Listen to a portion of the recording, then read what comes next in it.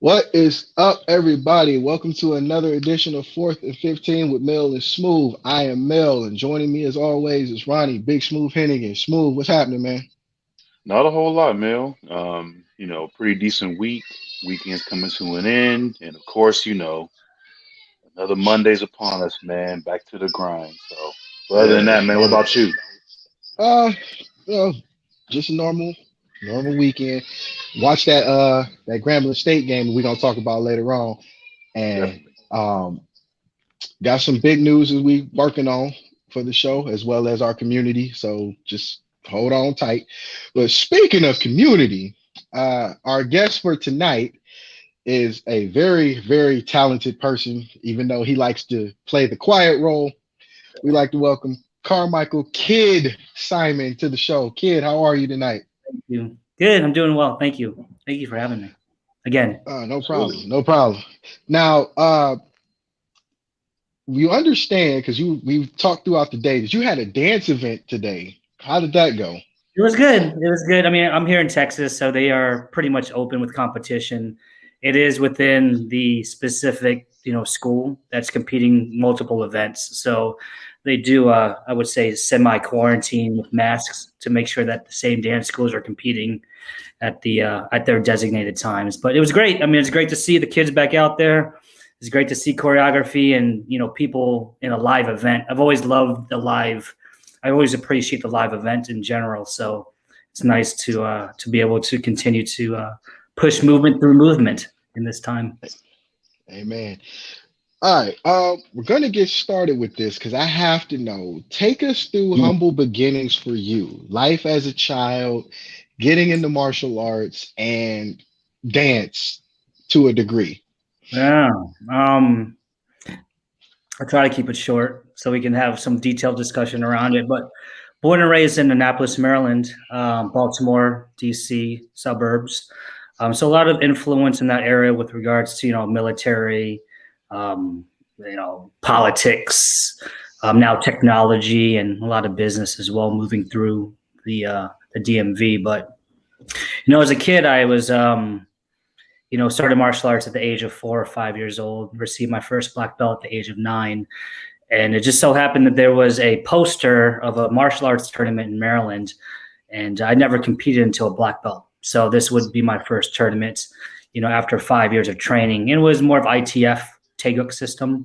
So all I knew was like the basic Korean style forms. But when I went out there and competed, it was a whole nother thing. It was an open style martial arts tournament at the time. Well, it still is. And it brought me to seeing what sport karate is, and I competed at a local, I would really just call it a local level, from age, 9, 10, 11 years old. And I quit for probably a year just to take off. I was really into, Bones Brigade and, what was it? Just skateboarding and BMX. So I wanted to do something a little bit more different because I was kind of burnt out of martial arts. I was so young that, just achieving the black belt was good enough at that time. I just, with the competition, I wasn't trained in that competitive manner. It's more around curriculum. So it sort of discouraged me. So I tried some other things. Like I said, just more individual sports and tennis and such. Just to sort of hone my own character as a young adolescent. However, by the time I turned 12 years old, it was one of those things I was still training indirectly. So, after I got my Taekwondo black belt, even though I was skateboarding and bike riding per se, I was still doing Kung Fu. I trained Kung Fu, Northern and Southern Shaolin, a little bit of Hung Gar, Filipino stick fighting, and some point fighting along the way during that time, and then wushu, and that's where I sort of found the love of movement, just because it sort of wushu is a type of element when you're learning the hard and the soft aspects of Chinese kung fu.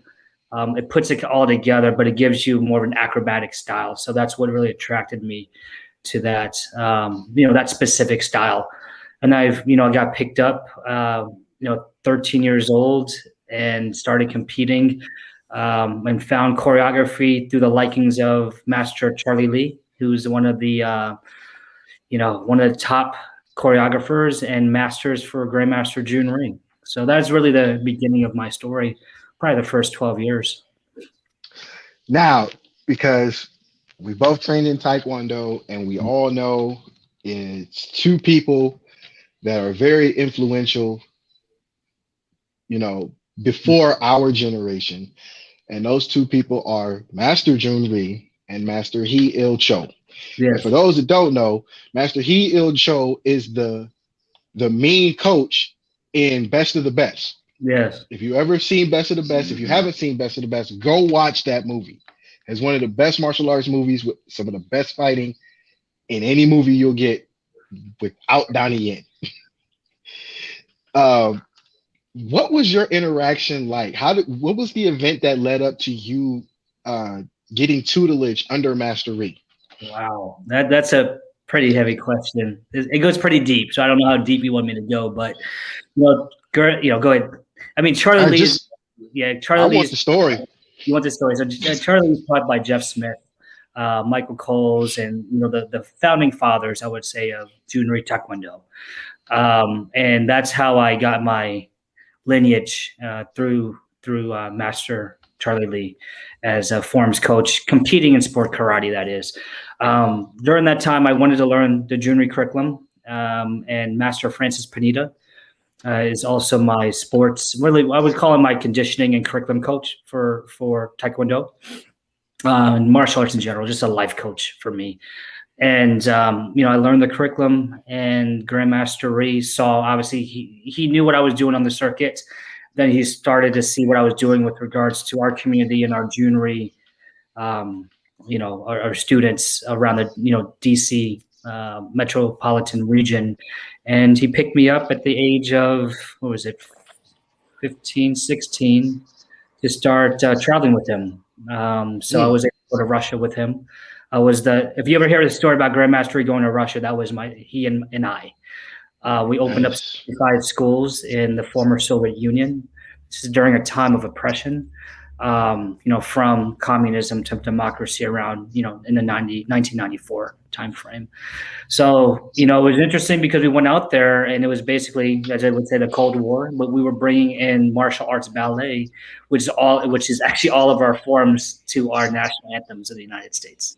Star Spangled Banner and God Bless America. So, and imagine you're taking United States influence into the Soviet Union. So you can only imagine. And that in itself brought a lot of connection and love. Really, it really brought in love. If I look at, I'll let you guys comment out of this, is like hip hop or breakdancing and martial arts is what that was always embraced.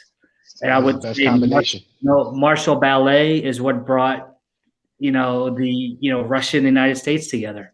There's a lot of underlying, outside of political, it's when everybody moves together, when everybody is in sync with each other and in harmony, you can't deny it through words.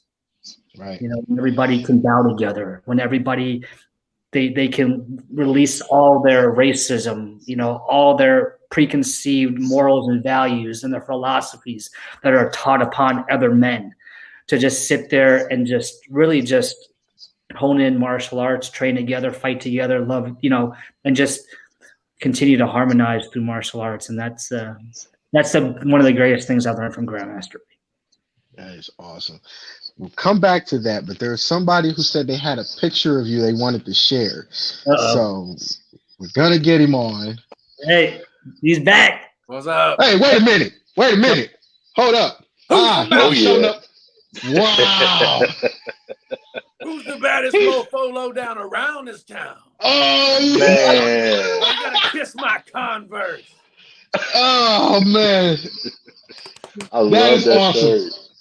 That is a great way to get that. You know what? We ain't even got to introduce you no more. That's a great way to come in. That is an awesome way to come in. So you guys met my son Grayson, right? Yeah. Mm-hmm. So every Father's Day, birthday, and Christmas, he gives me some kind of T-shirt. And so this was a gift one year. And then he actually took my image from, and I wear the other shirt the next time, but he took my image of Great Wolf from the show and put it on a T-shirt, and the artist made it look like I was on the cover of a comic book, even though they didn't do any WMAC Master comic books. It looks just like a comic book. It's got the price, it's got the barcode, it looks just like a comic, and it's cool. on the shirt. So, but this is my show enough. So I wore this earlier today, and somebody thought it was Shaft. Come on, not Shaft. So that's heartbreaking. But that is an awesome way to come in. That is an awesome way to come in. I use an intro like that next time. Now you said you had a picture you wanted to share with Kid. Yeah. So anyway, I've got some family stuff here in just a little bit. So I was going to kind of just jump on and say hi and jump off. But I was going through some old, I've got right now I'm in my basement. So this is not my studio where I teach kids. This is just my home dojo. And it's kind of like my man cave. I've got a studio on this side. I've got a pool table on the other side. And anyway, I've got a storage room down here that's just full of like old bins and tubs and, like plastic Walmart tubs or whatnot. And it's just full of like memorabilia, pictures, newspaper clippings, WMAC Master stuff. And I thought, I haven't gone through this stuff in 13 years. I need to go through it. And so I went through it and I found some stuff. Now, the first one, I'm gonna save Carmichael for last. Okay. I thought this was pretty cool. I don't know if you guys can get a shot of that, but this is all of the action figures, or the first wave that came out. A little advertisement for that, and then on the back it's got I don't know if you guys can see that or not. I'm trying to let's see. There it is. Oh, that's awesome. So it's got some of these figures on the bottom I don't think ever no, not the bottom. Let's see. They've got a Lady Lightning and a Bridget Baby Doll Riley figure and a Richard Yin Yang Man. But I don't know that those ever made to production, but they're actually like the prototype is on the back. I don't remember seeing Baby Doll or I don't remember seeing any of those in the stores. They should have brought them out. That'd have been nice. And then this is one that was in my tub. It was it had the first six the first six characters, except it doesn't have Chris. It doesn't have Casamassa on here. So I don't know what he might have been rehearsing something else that day or whatever when we did this particular shoot. But I considered it quite an honor to, kneel down beside Shannon Lee. Daughter of Bruce Lee. How cool is that, And but anyway, so I was looking through and I found. Oh wow! Yes, found that. And wow. this would have been March 18th of 95. 95. Whoa. And it's got all the performers that performed that night. So here's one. This is Bam and Marco. That's the Bam and Marco. Wow. All right. Wow, this is good stuff here. Yeah. Oh wow, Richie and Little Richie, Brandon. Yep. Richie and Little Richie. Wow. He passed away. All right, here's yours truly with no beard. There it is. Yeah. Hey, wait. Hold up. Put that picture back up. My wife hates this picture. She goes, because when I met my wife, I'd already cut all my hair off, and she goes, What were you trying to be? Like, you trying to be like some Fabio, I can't believe it's not butter commercial or something crap? I wasn't going through that, but does anybody else besides me look at this picture and feel I'm not Jason Frank. No, I was gonna say you're supposed to be on the cover of some type of romance novel. That's right. That's right. All right, here we go. This is the one. Wow. Yeah, man. There it is. Oh yeah. Hey man, you look like you about to take somebody's lunch money on that picture. Yeah, you about to kill somebody on that shot. Man. That is awesome. That is so cool, man. Man, thanks for sharing that. Yeah, man, I got so much stuff like the biggest tubs that they make. I probably have like 4 tubs completely filled with photographs, newspaper. I'm gonna have to organize it all, and I don't know, maybe go to Hobby Lobby or something and get some of those organizer things and like really display it, like all those newspaper clippings, articles, photographs of all the old competition days. All that stuff should be preserved and done right, not just in the basement, So Thanks, Randy. Okay, Randy. I take it. That's right. Take it, Randy. Take it. You and Randy are good friends. Right. It's Randy. Dang. I do have to ask why. You meet Master Reed, you go to Russia, you come back, and eventually you end up on WMAC Masters. What was that like for you at your age, getting to be on a TV show, or even getting found to be put into a TV show? So here, okay, I'm gonna flip back real quick, 1990, because it'll kind of start the conversation of how this all happened. 1990, meet Stephen Ho. I'm also at the Battle of Atlanta during this time. I meet Stephen, in 1990, and that year, 1990, Battle of Atlanta is Ernie Reyes Jr. They're promoting for Ninja Turtles. So we're sitting there watching Philip Wong compete. Philip Wong's a wushu stylist, and this is for semi runoffs for the Grand. And Ernie Jr. and I are talking, and we're like, "Hey, could you imagine we jumped up in the air and threw one hook kick and then turned around and threw another hook kick and then landed?" He's like, "Yeah, I've thought about that." He's like, "Have you ever tried it?" He's like, "No, we haven't tried it, but it was just through these conversations of like, what if we jumped up and threw a hook kick, a round kick, and then another hook kick and then landed? Or what happens if you jump up and you do a swinging gainer and try to twist?" Like, we were just coming up with like weird ideas, right? And this was nothing obviously documented, but this was the initial conversation. Fast forward about 90, when was Ninja Turtles being filmed? Maybe 93, 94 time frame. Anyway, Steven's filming Donatello, Ninja Turtles 2. Gives me a call. He's my godfather, by the way, so it helps to have family involved in the business. And he's like, "Hey, come to North Carolina. Come to North Carolina and spend some time with me. I want you to have you introduce yourself to the set and to the cast, etc."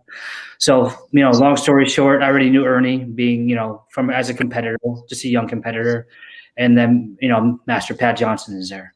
And he sees me as a young kid. He's already saw me as a kid competing, but I never actually met him face to face, like as a one-on-one introduction. So that was the initial inception of how I got brought into the industry. I was really, really young, like 16, because they were like, "Hey, can we bring you in to do stunts like foot soldiers?" Like, I can't, because I was 16 at the time, and they didn't have budget to pay for me to do homeschooling at the time. It's different. It would be different now because we're in quarantine, right? So if you are a child actor, you can do exactly what you're doing and nothing would change. This was a total situation. So he's like, "Oh man, my next, hopefully when you get older, my next opportunity for you, I'll bring you in." And lo and behold, 1994, as we talked about the last couple of weeks, my last year as a junior, 17 years old, and I hit the 720 first time on stage. And they walked up, Carlin West, Pat Johnson, and they passed me the contract and like, "Here's your character, Kid Carmichael," and signed my contract right there. Nice. So I had a question around that, because that was one of the ones I was going to ask you about, Kid. So with regards to the 720, where did that come from, that concept? Like, was it something that you were kind of thinking up for a while and you just like, "You know what, I'm going to go for it. It's going to happen"? It was really, I never trained it. Wow. So I never trained the kick, but we talked about the kick. Yeah. I never had enough confidence through my training regimens that I already had the endurance to do this. So my training regimen, just to let you know, was 45 minutes back to back straight. I would do, 5 minutes of just stance drills, 5 minutes of each move independently, like stick, stick, stick, stick. I would do everything like in proper formation. And I would run my sections at least 3 to 4 times. So I had 4 sections.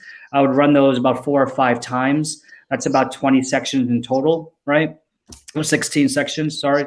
Depends, 4 to 5 times. And then I would run my form sections 1, 2, 2, 3, 3, 4. So my coach and I created this. We developed a process on how to train forms. But the goal wasn't to get it all done. The goal was to get it done in 45 minutes, right? Because I got to the point that I could do it within like an hour and a half, but it was to get everything in 45 minutes. But this was also in between sets. I would have 20-pound waist vest as well as pulleys on my legs to do my forms with. So I was conditioning as an adult, just like if I had to go to the combine. So my body was able to recover a lot quicker than an adult because I was 15 to 17 at the time, but I was already trained, fundamentally trained like a Jerry Rice, like a man, like a true man training. And it just, it was just one of those things that confidence built. And that week I was like, I'm just going to try it. I think I ran the rotation that week in the form just to see how I felt as I took off at the opening section, and I faked it. And then I would go through my form, but I would never show my biggest moves until the finals. So I had to wait until the finals. So after that time, you're already done, at least a minimum of 2 forms, because you'd have to do your form, the divisional, as well as the runoffs. So, and then obviously the finals. But that's I threw on the fly. Like I threw the 95 on the fly. The 95, the 720, and the 540 hook kick twist, 540 hook kick aerial, the super combo. That first tricking pass was also not trained. That's a great strategy, though. Yeah, that's Can't impressive. nobody bite your moves at that. Well, the thing is, people don't understand. I reverse engineered it. So I did the 540 aerial 90, 192, 540 twists in 93, 720 and 94, and I put it all together in 95. And I dropped the mic and I left the circuit. Well, who could top that after that? Right. Who is going to? It wasn't about that, right? For me, it was really about, I was so young, right? So I was very impressionable at the time, and I was just granted a lot of great opportunities and been skilled and trained by a lot of great masters. But it was, I wanted to perform for the crowd. That was always the most important thing for me. And the second is, I knew once I triple crowned, I would have left the circuit. What does triple crown mean? All I wanted to do is win the Diamonds, U.S. Open, and Battle of Atlanta. And fortunately, I also won Bluegrass Nationals, which I would call it. It's not the triple crown, but it was one of the top 4.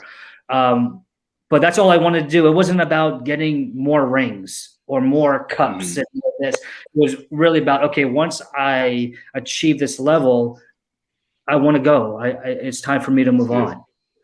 And imagine being at the top, per se, or top of your game, and never really sharing with your audience what you would have been at 21 or 23 or even peaking at 25, let's say. I never gave – I personally did not give that back to the circuit. I just gave it back in a different way, which we can talk about later in this conversation. All right. You get on the show, and from the stories I hear, you're cast as a ninja first. What was the difference between being a ninja? Because now that I have Jamie on, I have to ask this as well. What was the difference between being the cast member and then being the ninja for you guys? I would say for me, it was appreciation and gratitude, most importantly. I really did have gratitude for my character. Obviously, I was picked up from the character originally, but as we've talked about, is when you have a certain height, you have the ability to, work with other artists as well. So that's where the appreciation comes. And I think I've learned through being I would call it a ninja. We just call it a ninja, right? Some would call it a B-side when you're doing stunts, or even dancing. You make the artist better. Every reaction you give is actually to make the star look better. Every time you watch a dancer perform, you're making the singer look better. So I really had appreciation on how things got choreographed.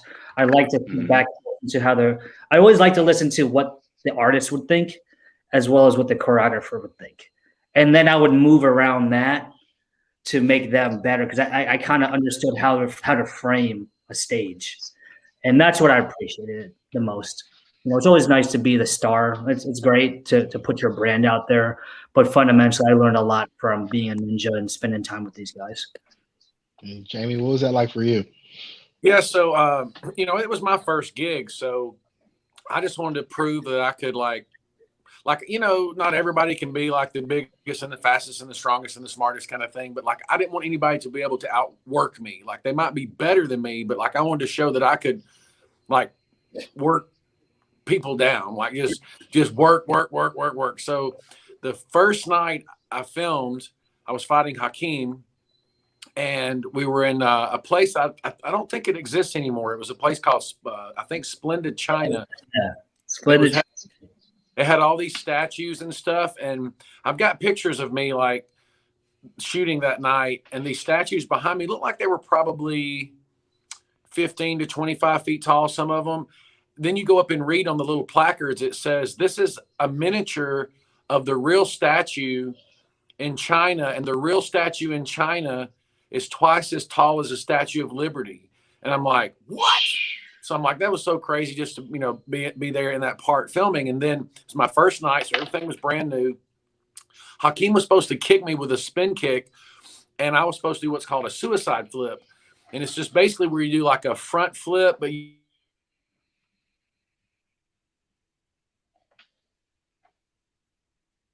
that's my uncle. So Hakeem hit me with a spin kick, and I was supposed to do a front suicide flip. It's where you do a front flip, but you land flat on your back. So it's like they kicked you and you flipped and just land on your back.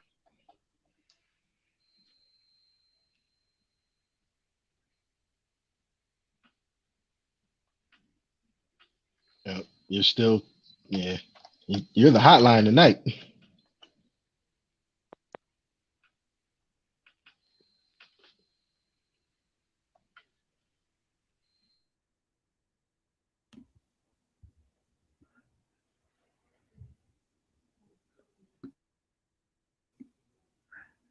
I don't know if he.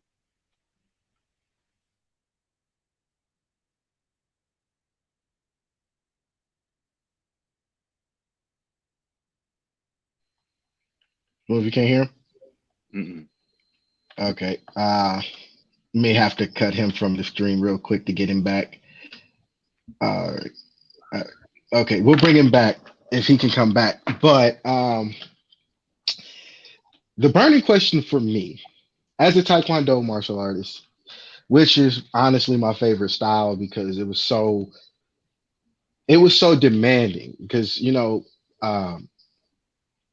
okay, for smooth to give you a reference, Mm-hmm. as kids in the school that I was taught, as we were growing up in that system, we weren't allowed to punch, and the punches you did throw had to be body punches. Mm. So it was a focus on connecting kicks correctly, precision, and enough power.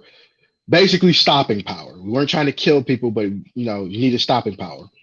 So my question to you, kid, is what was training with Master Ree like as opposed to training with other teachers? Was it different? Was it more philosophy based, or was it just, focused on what you already knew?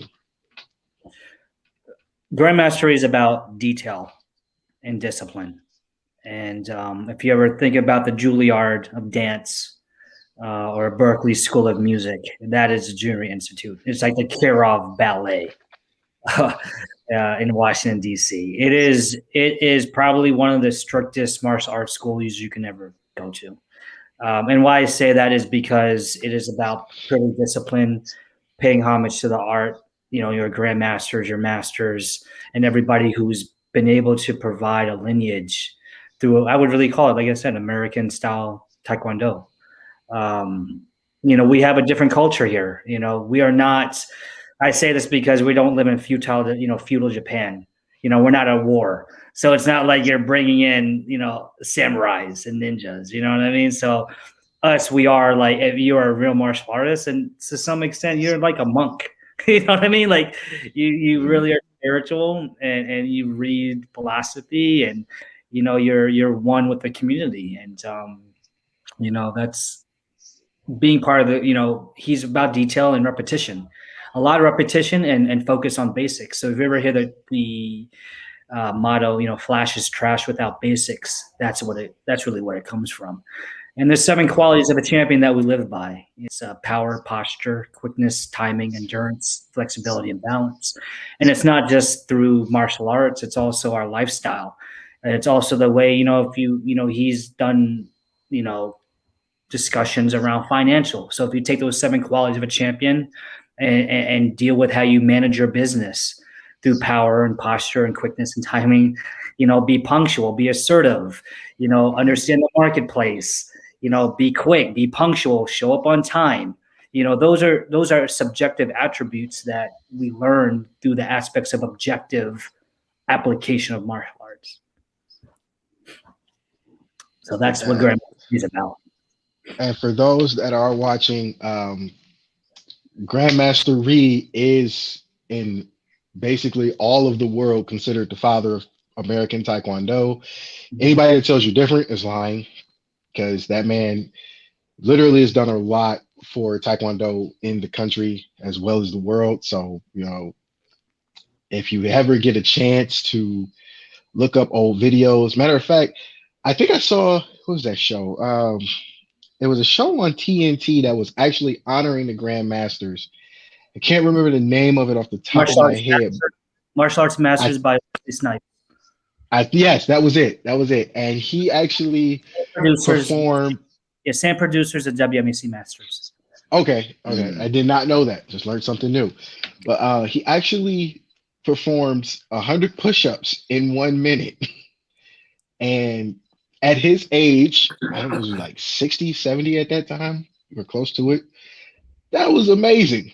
When I was in Russia at 6 a.m. in the morning, I heard him on his 500 push-up. Like, he will knock out 500 push-ups. He was knocking out 500 push-ups when he got up in the first 30 minutes or hour. He probably did prayer somewhere to connect. And then from there, he did 500 throughout the day, 100 every time he spoke. We would go somewhere, he'd drop down, meet politicians, 100 push-ups. Go to the next place, meet school children, do 100 push-ups. Go to somewhere else for, law enforcement, drop down, give it 100 push-ups. So every time he spoke throughout the day, let's say he spoke 5 times to major constituents and peers, he would show them 100 push-ups in 60 seconds. That's how he built it into his lifestyle. He was very well connected. He was connected as a man. Like, he was connected to know that we all have the ability to be humanly perfect.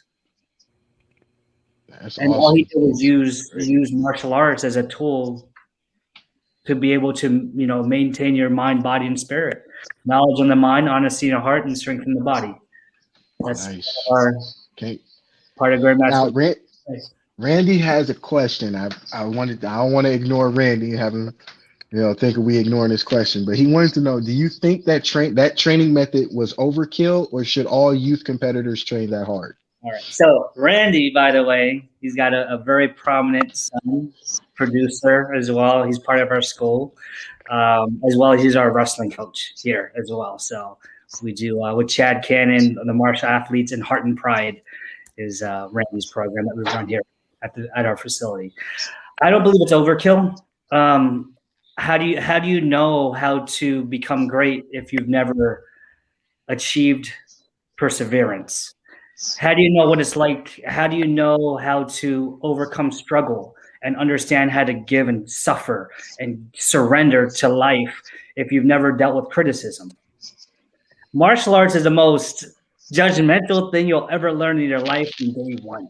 They will judge the way you dress, the way you don't have your one uniform. Why not have 4 uniforms, 3 uniforms, 2 sets of sparring gear? Like, why aren't you like this? How come you don't have enough patches? Make sure you bow, right? It's a very judgmental place. It has changed over time. But I would say to, answer Randy, it's, I feel there are definitely programs that deal with people who want to be competitors. There's programs who want to deal with just hobbyists, just learn curriculum for lifestyle. And I believe there's also programs for healing. You know, martial arts is a function of healing. And I would say overall, it's if it becomes your lifestyle, hopefully you achieve all three of those in your life. You know, did you learn through a great master? Did you have the ability to compete with the best and give back to your community? And last but not least, is it become your lifestyle that you can share with other people in other forums like this? That martial arts is a conversation of our life. So I don't believe it's overkill. I just believe it's one of the, you know, all 7 qualities of a champion. Just on what your mindset is. Jamie, you're sitting there with ants in your pants. I did, because I wanted to bring this up to you as well. I did see the show that Grayson sent me the other night. How's he doing? He's doing great. He went out on he and some friends went out on a hike today, and they went and did some like some Wim Hof stuff where they did like the cold waterfalls. Did some of the, you know, kind of samurai mental training type stuff. And he and a couple buddies went out and spent the afternoon doing the cold waterfall thing. That's what's up. So we're all about doing like cold weather activities for whatever reason.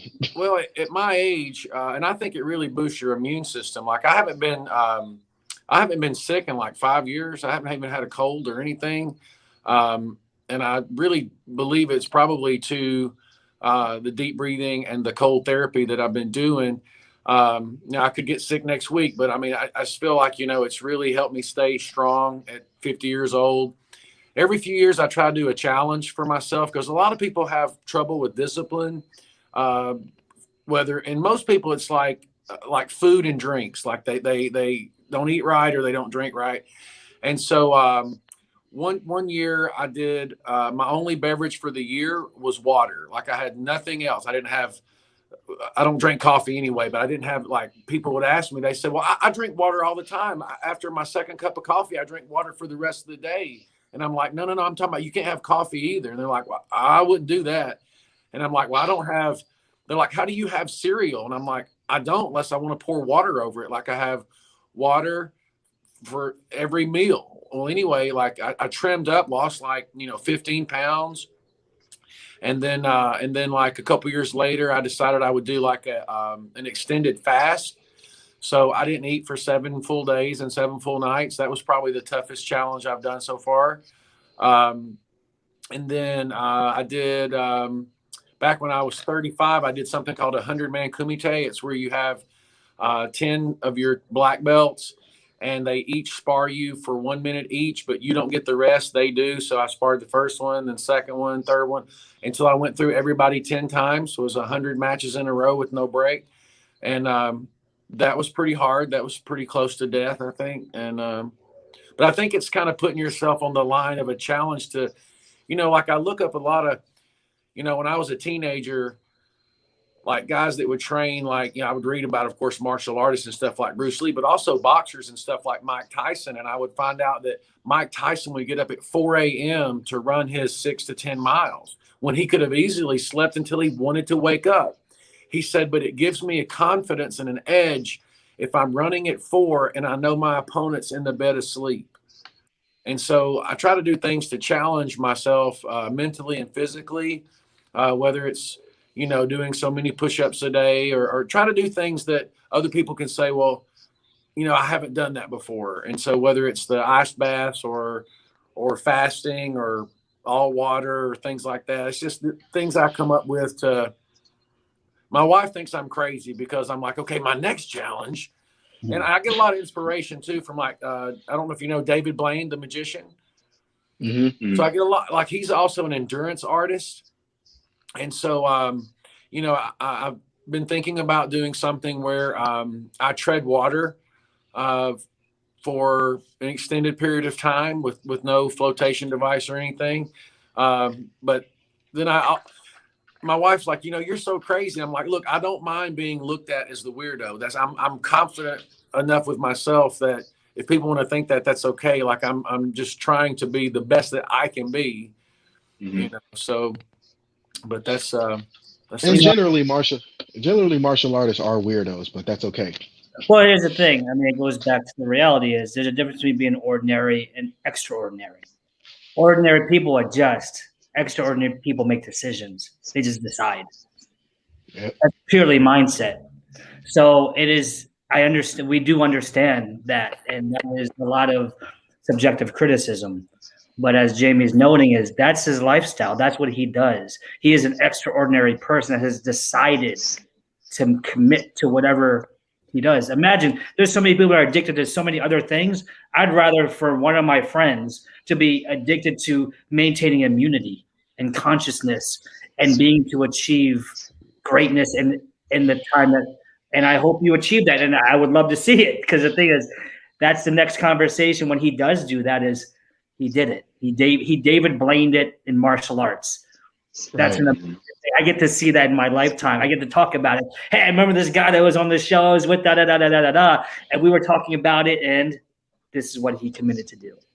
That's I remember when I did the all water thing for a year. It was actually a year and 3 weeks and 4 days. Like I remember it exactly, because when I moved into the house we're in, my wife was like, "Well, we should have like a glass of champagne together or something," and I'm like, no, like I'm doing this water thing. I think I've gone this long. I think I'm just going to go the rest of my life. Like I'm just going to just keep going. And she's like, oh, come on, you got to have a glass of champagne or something. I'm like, well, I'll tell you what I'll do. I'll have one of those Coca-Colas in a glass bottle, like the old fashioned that your granddads used to drink kind of thing. And so I did that on our front porch. But you know, like I like right now I'm drinking a Sunkist. You know, I'm not. I do everything in moderation, including moderation. So like when I did the all water thing, I also didn't have any refined sugar, sugar that year. So when I say I didn't have any sugar, I didn't have cake on my kid's birthday. Like when I get like in a mindset, like I'll die before I give up. You know, it's like that kind of mindset. But once you get your mindset, then it's not that hard. That's like one of the pillars. Like if you can have the belief, you know, that's more than half the battle already. But now my question is, did you stare at the cake like you stared at that ice cube that was sitting on the table before you broke the record? No, because I'd already been going all water for a few months, and so it wasn't even a temptation for me. And like I did remember about 3 weeks after I started, I was living in our other house because this one was being built, and that's why I celebrated with the Coca-Cola when I got. So anyway, I went into the other house. I went into the refrigerator, and there was like this much milk left in the gallon jug, the plastic jug. And when there's like that much left, I just drink out of the jug and throw the jug away. And so I turned the jug up, and when it hit my taste buds, I realized I just like it was early in the morning. I didn't even think. I was just stumbling through the house, go to the kitchen, open the fridge. When that hit my taste buds, I realized this is a foreign taste. I haven't tasted this like in almost a month, and I immediately spit it out. Like I didn't. So you know, it's just one of those things where and then when you do it too, like when you fast or when you do one of those challenges, you dream about it. Like when I was fasting for the 7 days, on day 4, I had a dream that I had eaten. And I was so guilty in my dream. I was like, I've got to start all over again. Like all my students are going to, which I didn't tell anybody I was going to do it until I got finished with it. But I thought, you know, I've got to start all over because I would be cheating so I'm like, then I woke up and I was so relieved it was a dream. So like you dream about food. And then you also realize that every stinking commercial on TV just about is about food. That's all people ever talk about is where were we going to go eat? What restaurant are we going to? Where we're going to sit down? That's all they talk about is the next meal. That's all you hear them talk about. And so when you, and then my father-in-law wanted me to make him like this Southern tradition, like fried green tomato stuff, because I do a little dabbling as a chef. Like I'd like to cook and stuff.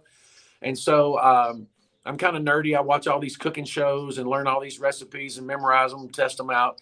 And so anyway, so to prepare someone food that you can't taste, it takes a little more discipline because, you know, like it looks so good and smells so good, but you just have to push on through, you know. Man, Respect to you for that, because I probably would have been like, I can't take it. I'd have been like Martin when Gina wasn't cooking. That's right. He's going to check the stove just to make sure. Give her a chance. It might be in there. That's right. I remember that. Hey, now, before I jump off, I wanted this. Carmichael was talking about his,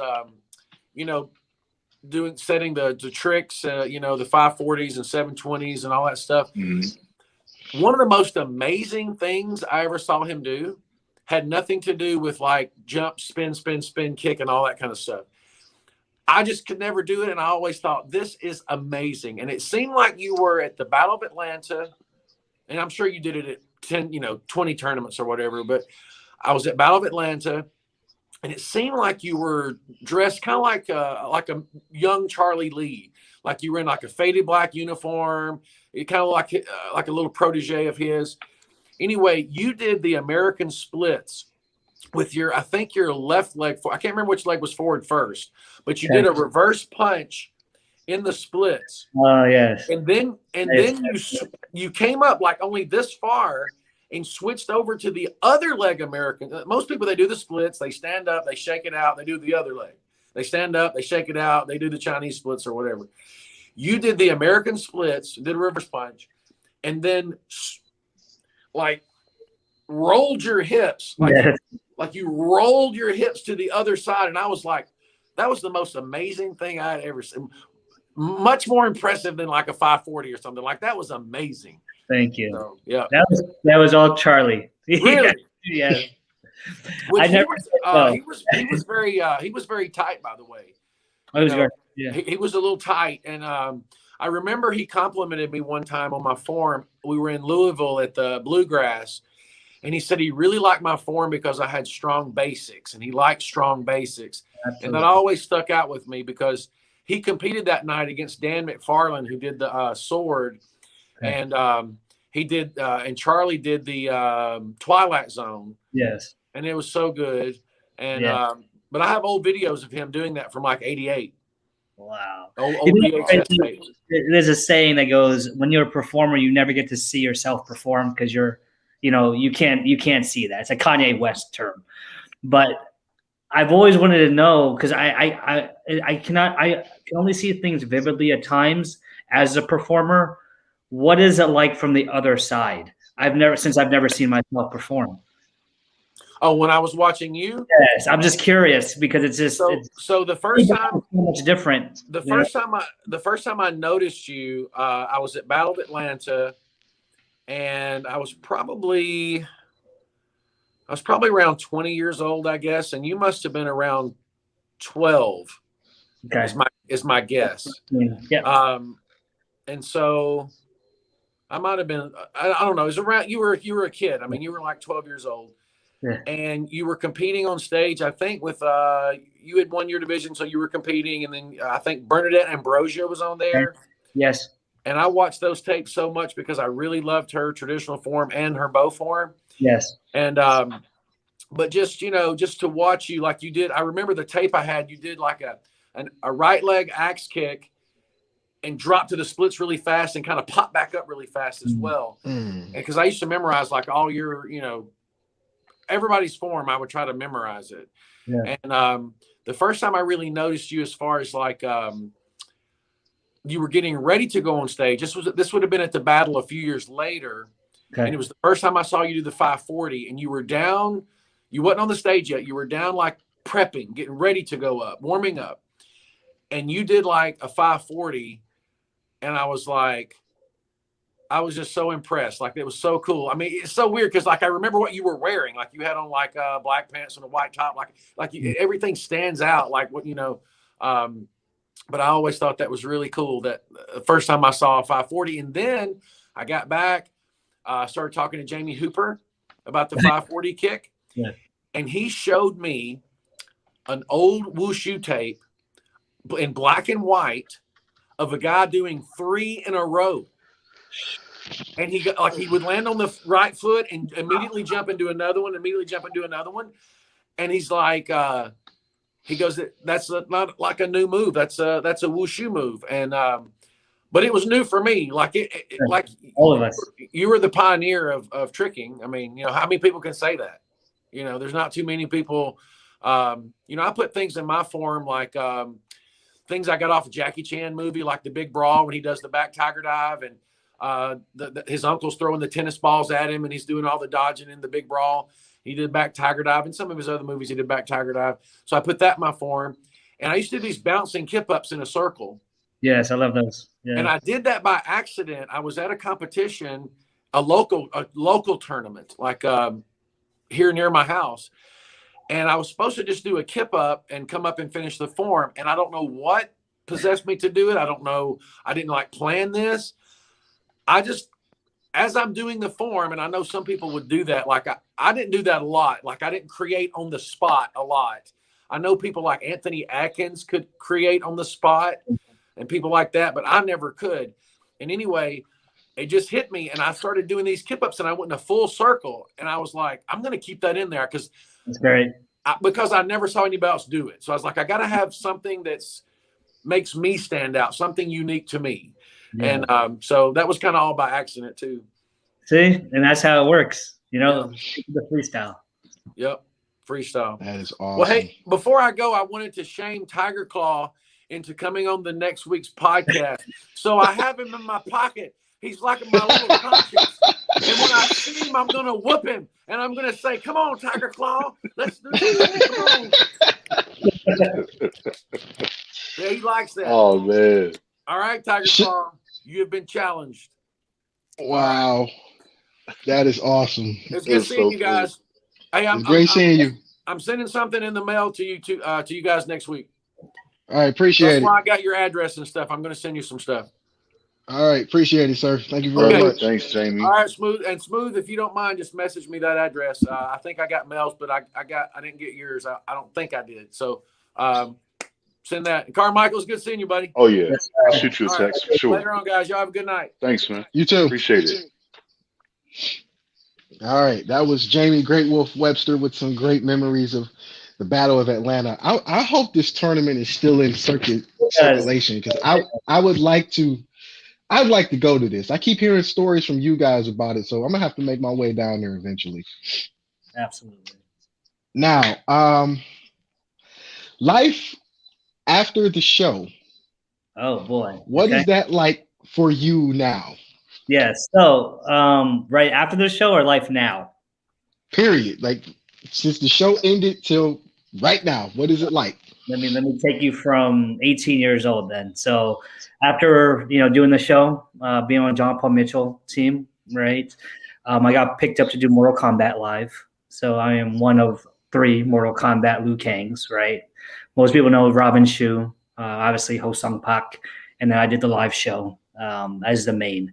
So that was great. I did 8 shows back to back at Radio City Music Hall. So that was great because it's just Radio City Music Hall. Then we were on a bus for a solid year and ended up doing halftime show for the Lakers. That was great. Nice. The team wasn't as good in 94, but I'm sorry, 95, 96 time frame. But this is, I presume, pre-COVID. So I didn't get that right. But it was that. I left the circuit, left film. During that time, there was an opportunity to move to California. I think at the time, stunt guys for what I did was maybe $100 a day, because martial artists, it was brand new, right? Mm. You're talking about fantasy TV show for kids. And then you're trying to do film. There wasn't any film for martial arts. A lot of it was pre-Matrix. Pre-Jackie Chan moving all of his Betamax and all of his content here to the States and relicensing it. So I went back to school, went to the University of Maryland, ended up continuing with the information systems degree. So I ended up in the IT engineering world. I am a solutions architect by trade. The platform that you guys are currently on is what I fundamentally built. So I am the co-founder of Telepresence for Cisco Systems. Back in 2005, I did the first 4 backbones. for video technology, one for obviously AT&T, one for United Nations over in Geneva, and a couple more for Verizon and another Tata Communications.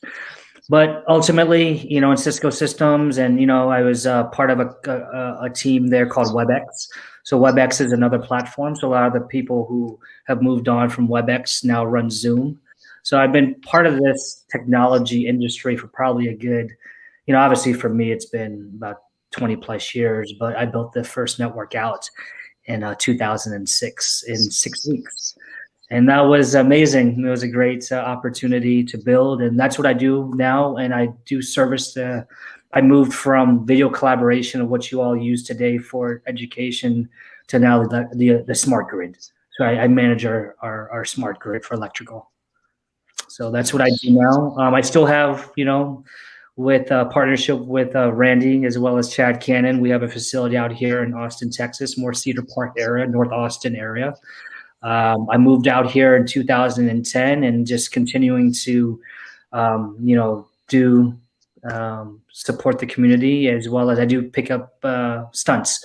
So Texas was really good at, with stunts moving over here, as well as New Orleans. So I was able to get some work out here for the good part of the 2010 and probably about 2016, 17 timeframe. So if there's any fight scenes, specifically that happen here, I have a handful of coordinators that I work with and do live action as well for animation for a company called Rooster Teeth.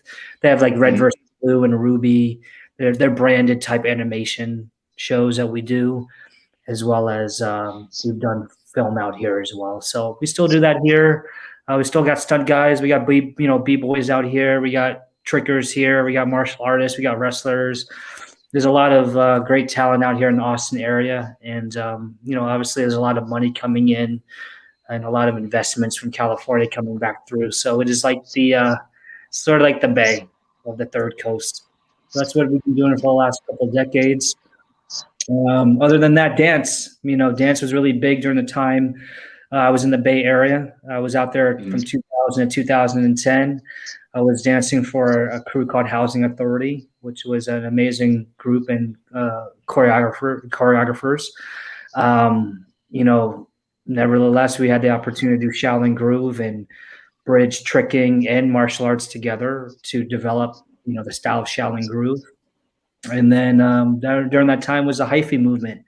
So it was an interesting time with the hyphy movement, E40 and Too Short and everything happening in the Bay and what the Bay is now. And it's just been such a great ride to watch the opportunity for me to be produced as an artist and now being able to produce other artists and provide content to the general masses. And that's what happened after the circuit. I was able to look at things as an artistic producer or become a producer to allow other opportunities and others to share themselves on the platforms that I have partnerships with.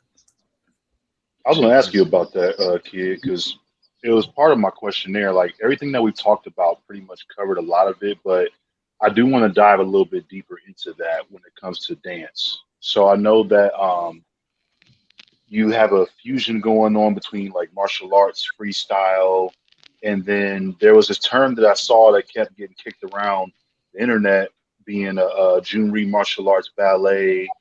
And I kind of want you to like dive a little bit more into that. Like, how did that come about? Who was like the mastermind behind all of that, and what's your current involvement with it? Sure. Martial ballet is a style that was developed by Grandmaster Junri.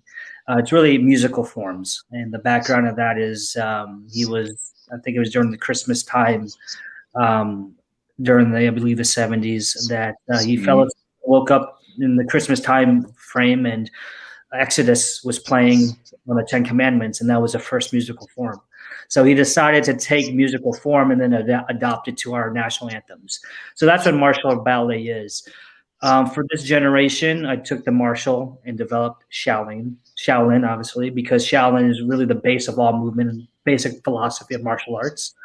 And then move. Ballet is one form of traditional movement that's very strict, and the way that it's conducted through education and teaching and practices. But being a club kid, hanging out at the club, and dancing, house dancing, and just grooving through hip hop, the groove was something that always resonated. So it was, martial ballet and tricking and freestyle dance and what was around my environment. I really noticed if you were from the inner city, and there's a lot of competitions I did even as a kid, right? There's a lot of inner cities always wanted to do martial arts, but it was too expensive. It's you're talking about low income housing, but they're being influenced by Bruce Lee. They're being influenced by Taimak. They're being influenced by other known figureheads at that time that they just wanted to do martial arts. So the way that they did that, it was through dance. And the inner city is the one, and it's unfortunately it's a socioeconomic thing, and that's what Mastery made sure that happens. That we have a Joy of Discipline program, which means lead by example, and we teach martial arts in the inner city youth that don't have the opportunity to pay the $150, the $250 a month for education, right? The philosophy and the mindset's the most, and soul is soul. And martial arts is part of that soul. And, that's where, we were able to develop, those times. And that's what I've been doing for the last couple of decades, producing others and providing platforms. And we appreciate your contribution for that. Sure. That is sorely needed. All forms of martial arts, entertainment, young people can get into that, and that's what we appreciate about you, Great Wolf, Lady Lightning, Herb Perez. We appreciate you guys doing that because, like we keep telling you, because this is true. You don't know what kind of influence that was for us growing up, and to see it now, this is the fruit of you guys' labor in the form of this show. That's right. Just us searching for you guys and learning about you as people, not just what we saw on TV, which is what makes this even better. Absolutely. And we can't thank you guys enough for that. Absolutely. Yes. It's it's culture. The thing is, it changes culture, right? Matrix changed culture with, things from, wire work and martial arts and bringing in action heroes, because we still live in sort of this superhero life. Then you have a a Chris Brown of the world that's able to do tricking and martial arts and dance and sing.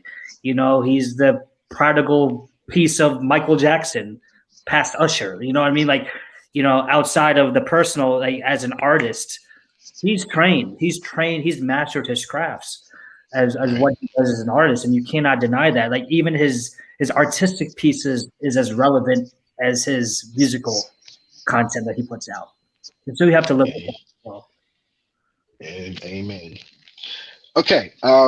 We do have, I think, 2 real topics that we have to talk about. So if you want to stick around and talk with us about this, you are very much more than welcome.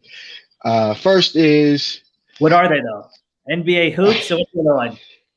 Yeah, the other one is NCAA, but we'll touch the NBA right now because as I'm looking at my ticker, Team LeBron in the All-Star game, Team LeBron is up 64-63 over Team Durant. Really? Steph Curry wins another fucking 3-point contest. Look, before we go any further, let me make this clear. I am not against Steph Curry. I do not care that he is with the Warriors, even though I was so glad when the Cavs won. My problem with this is that why on earth, if you are arguably right now the greatest 3-point shooter, why do you even need to enter a 3-point shooting contest?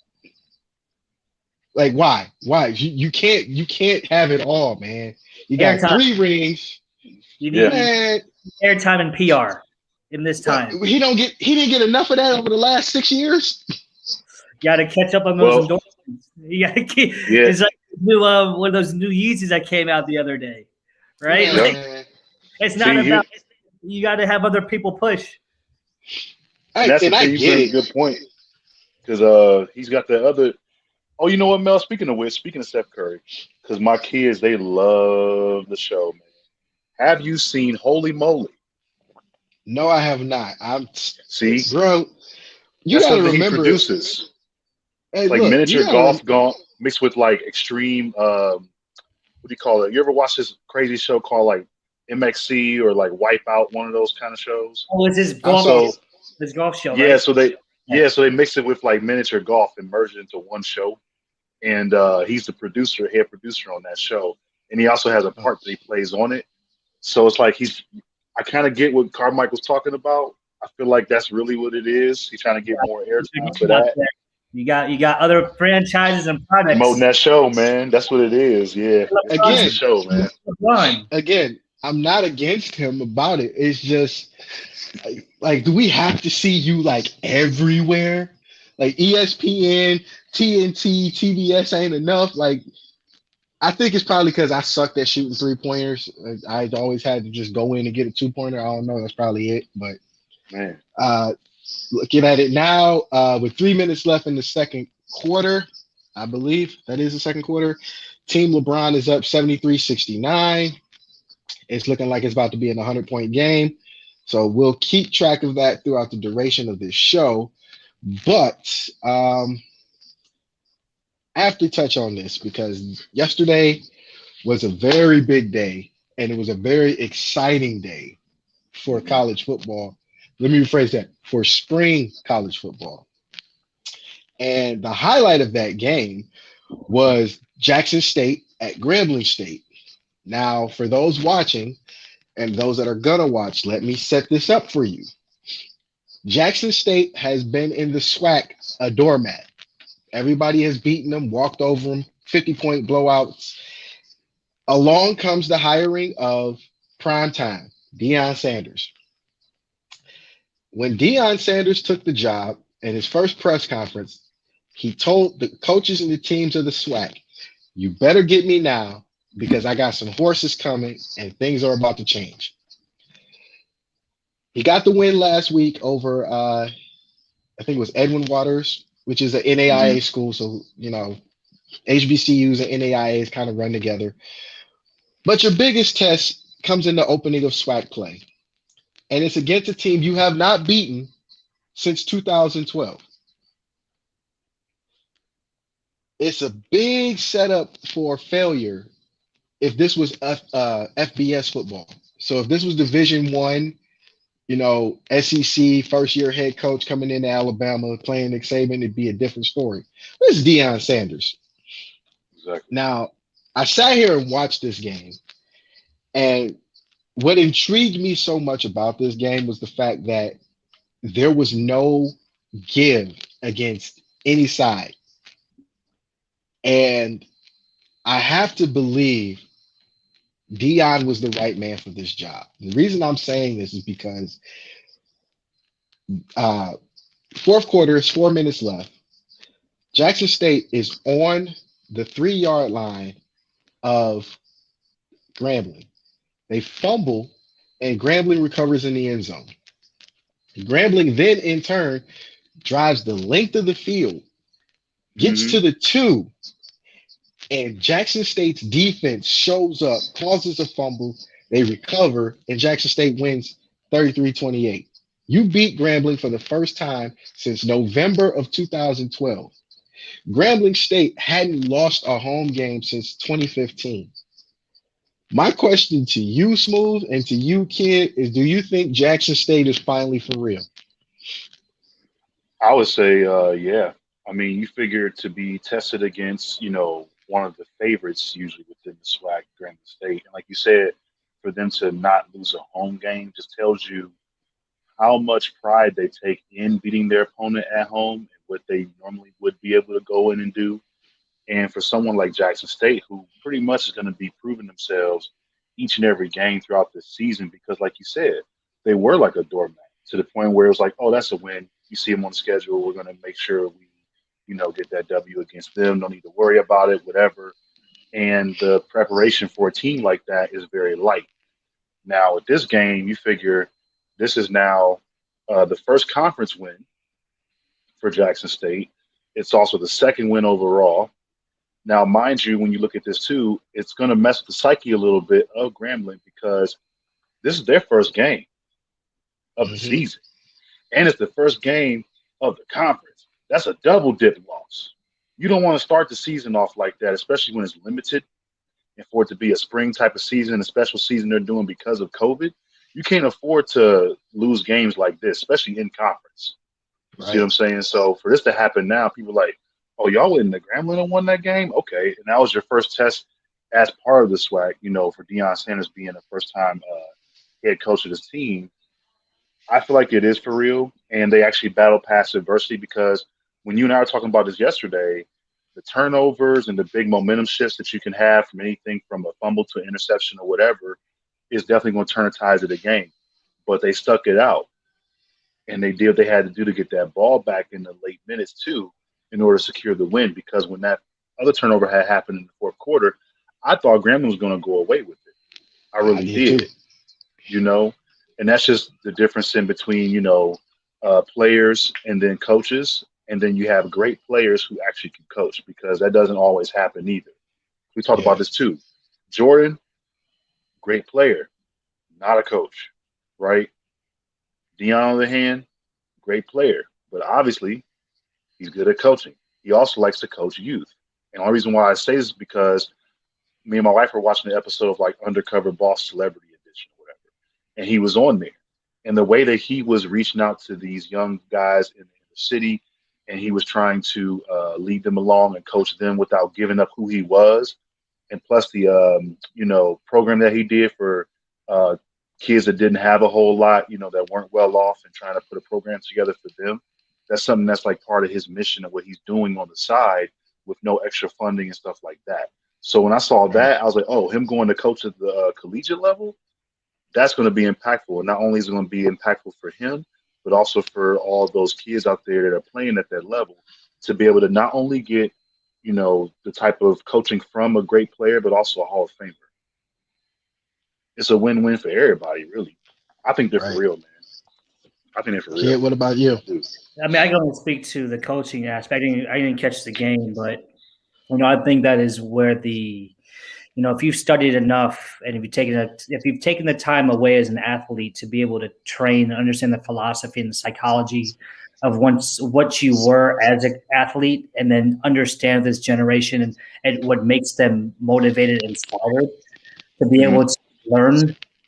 Sometimes there's a mistranslation, but if he has the ability to do that, then he has the opportunity to be a great coach. And then it is different levels, right? When you're dealing with youth leagues and parents, that's one piece. Then you're dealing with financials, and you're dealing with college athletes that are sort of, they're pre-bananas.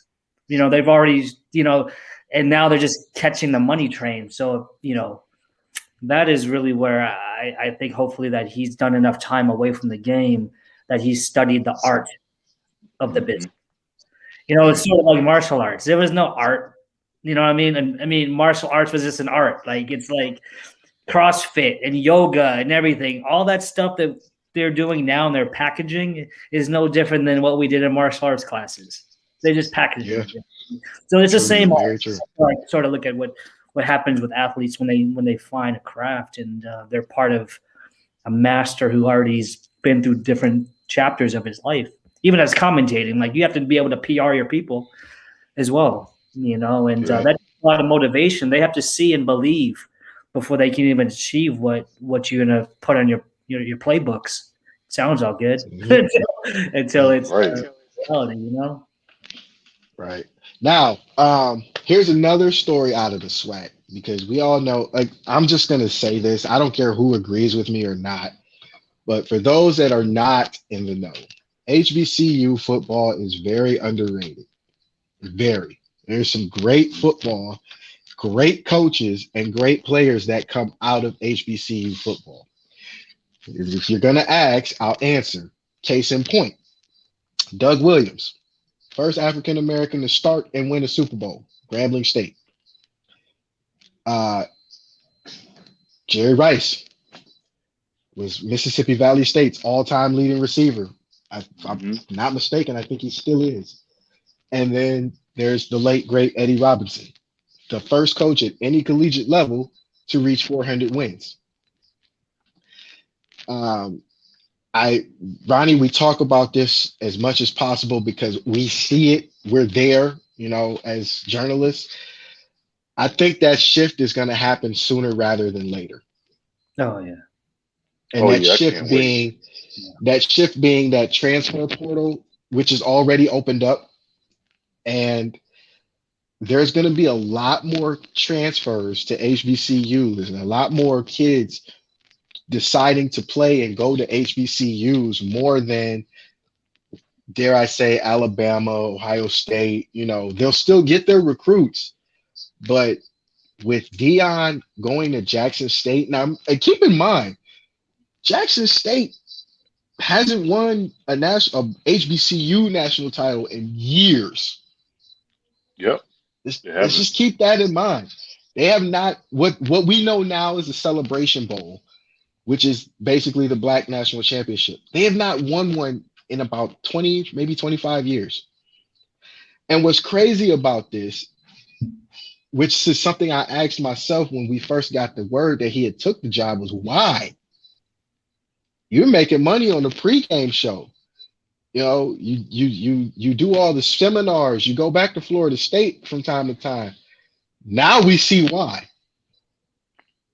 In just not even a whole season, just a short spring practice or spring camp and 2 games, you went over a team you're supposed to beat, which was Edwin Waters, and then you turn around, you go into Grambling, which is not an easy thing to do, and you win convincingly. Your defense showed up.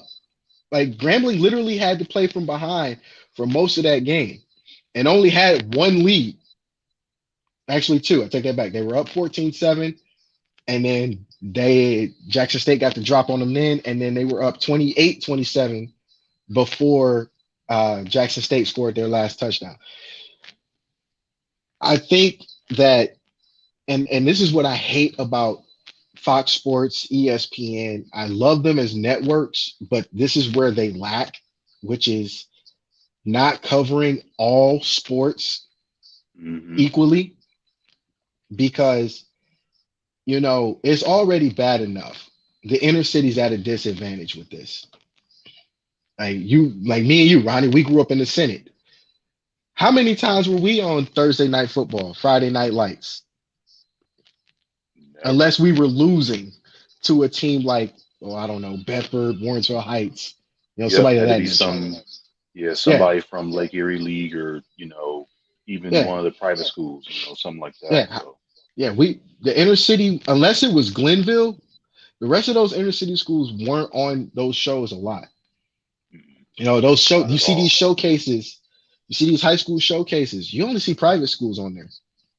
Absolutely. And, another point to point out, man, because you were talking about some of the players that, made a huge impact within HBCUs and also in the NFL.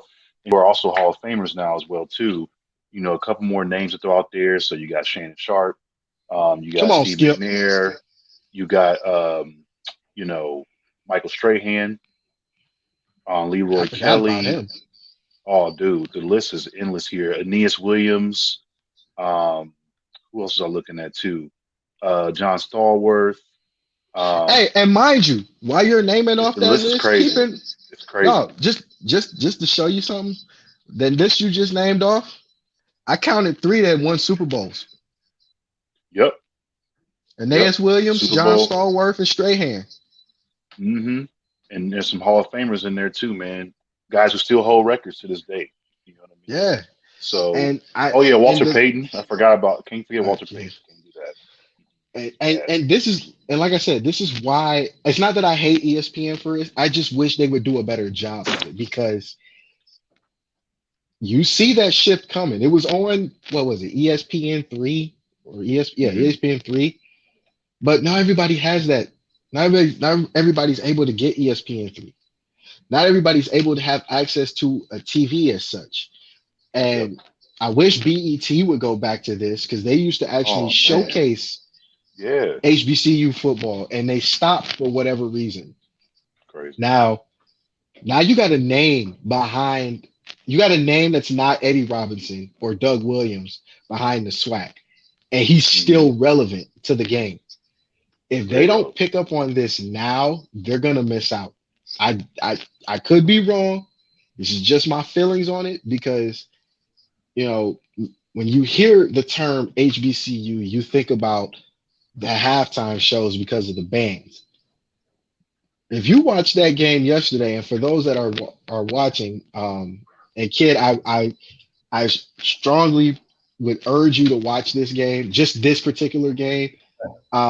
ESPNU will be showcasing this next, was it tomorrow? Yeah, tomorrow night.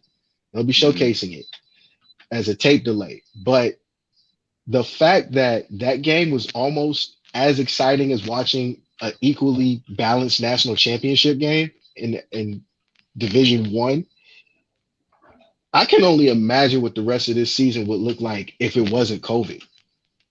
Man, But you hit here's the the nail on the head right there. see. I grew up in DC, Baltimore, so I got BET. That was like a de facto. I got watch Oh Well, yeah. you're one of the few. you. So, but obviously, your mission here is 4th and 15. So obviously, this whole concept and the concept you guys are about this. This is the fundamental root of what you guys speak about, right? So, it's the opportunity that's happening is provide. Well, I would say the pandemic is providing opportunities like this for you guys Mhm. to be able to speak because you're right. Other networks aren't going to cover this. Other networks aren't going to have these type of individuals beyond, a cross-functional martial artist talking about football and other concepts of, just society that's happening. So, I would really just Right. really harness that because it's not you guys have a platform that you guys are using perfectly well, and use that. Don't wait And the ends and the foxes of the world. You guys here got go to the gremlins. hey I got jumped. This is my daughter Royale. Say hi, Munchie. As you can see, she's got on the right shirt. there it is. Gotta raise them young. Yeah, gotta catch them young. Get them in there Unfortunately, young. unfortunately, I wasn't able to get to my son because clearly, let me see your shirt. Let me see your shirt. Let me see your shirt. Clearly, he's wearing something very dirty and very ugly. Okay. I don't know why, but it's cool. It's cool. Oh man. I still love him. I still love him. I haven't disowned him yet. But yeah, to be honest, And think about it's the opportunity it's given you guys. I mean, you guys can speak about other topics and other perspectives and viewpoints that the commentators don't have the ability to. Very true. and that's the great part of this. And I think that even and I told Smooth this, we make it our business that even if they don't cover it, we're gonna cover it because this is big. Like Yeah, it is. just a generational transformation is big. And this is that scenario where uh Deion could make a big change just by being a coach. That's right. For sure. Absolutely. I mean, I was thinking about when we were in the Bay, when used to live in the Bay, and vitamin Mhm. water was just coming out, but they were Oh, using vitamin water and one in the Bay, so it was already yep. spreading everything. This subculture of the next generation athletes with marketing and product. This is what's going to probably end up happening with this is when you put the right formula together, people will gravitate it because there's already lineage to it. They've True. already produced enough talent that has already provided an industry called the NFL to prosper. So this is perfect. It's perfect timing for all you guys. Yeah, we appreciate it, man. Because for us, of course, there was that idea of trying to figure out, how will we make this happen? What would we do? What would it look like? And then, in terms of trying to figure out, the content and what we would base it off of, and we were two guys who, came from the same team, in high school, and then trying to branch off from that. Because the thing was, we both had different experiences in the game of American football. and then also other things that we've tried. So I know Mel's had, some experience like in martial arts world.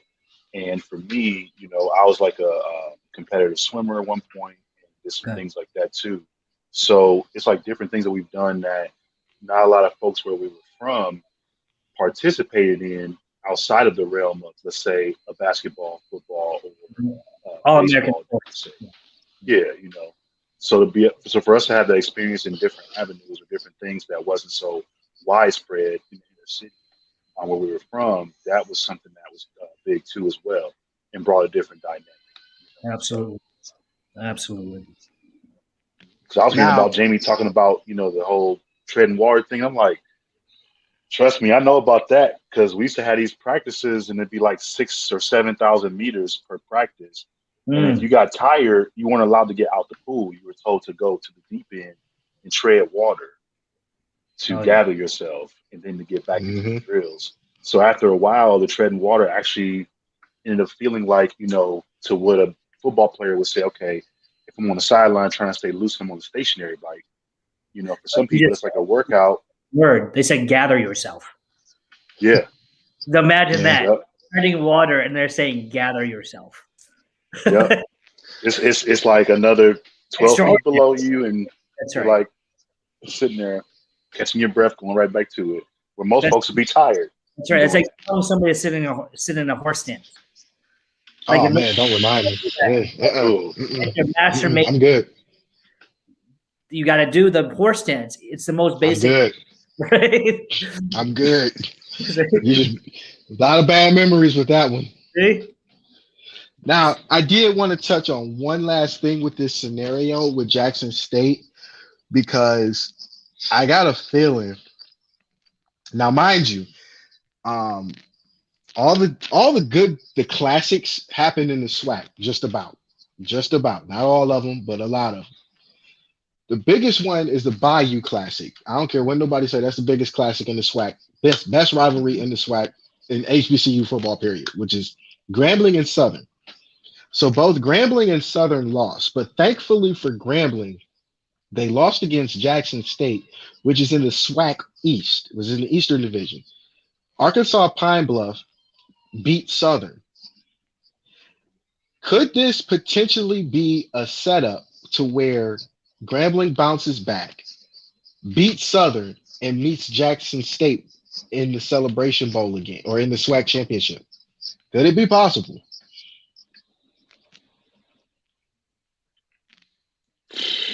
Man, honestly, I feel like because of the way that Grambling is, this could be their only loss, man. They could take this and be like, all right, see, we gotta get for real. Jackson State came up in here and beat us down. We need to turn it around, and they may not lose another game up until, that final match. It's possible. I'm thinking it could be because, traditionally looking at the SWAC, is usually one team from the SWAC that comes out to meet another team in the Celebration Bowl. And Alcorn State has been running the place for the last couple of years, which ain't happened really since McNair was there. And I'm feeling like, and I could be wrong, but given the history of the SWAC, I think there's a strong possibility the spirit of Eddie Robinson might pay the team a visit this week, and things might change. And I could see them running the rest of the table and winning the SWAC, or at least meeting Jackson State in the SWAC championship. This looked like this loss took it. I don't think this loss damaged them mentally. I think it pissed them off. Yeah, for sure. We'll keep an eye on this, but because I like I said, I wrote about this as soon as that game ended yesterday, and like I said, if you don't see the change is coming, and if you're not paying attention to it, we've been trying to tell you. So, don't be surprised if Grambling runs the table, and don't be surprised if it's a rematch in the SWAC championship against Jackson State. If that does happen, man, it's gonna be one for the books, man. You already know. That, yeah. Okay. That will do it for our show tonight. That will conclude. I see the kids are they jumping around. So we'd like to thank Kid for being on the show. We'd like to thank Jamie for bouncing in and showing some old photos. Next week we got a very big guest, a very big surprise, and we hope you guys stay tuned because this could be really big for everybody involved. So, Smooth, you got anything? No, man. I mean, it's just good to be able to keep this train moving, man. We definitely thank you, Kid, for joining us, man. It was a pleasure. For the times that you popped in before, like just to, be welcome into your fellow castmates and to kind of, instill your knowledge, man, and just to kind of hear from you and to get to know you better as an individual outside of the show and outside of the performances and things that you've been doing for the last few decades, man. It's just been amazing. So I definitely appreciate it. I appreciate you guys. Don't forget to like us on Facebook. Don't forget to follow us on Instagram. Do not forget to subscribe to us on YouTube. We are on all of those platforms. Again, we'll be out making posts and keeping you guys updated throughout the week. So, 4th and 15, that's Kid. I'm Mel. That's Smooth. Peace.